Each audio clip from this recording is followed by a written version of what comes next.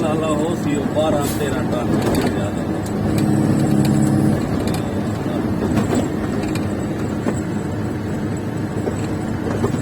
13 ton हो सी 13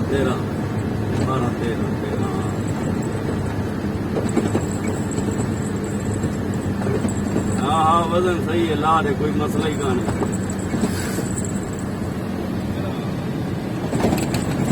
वालेकुम सलाम उस्ताद जी 12-13 टन हाथ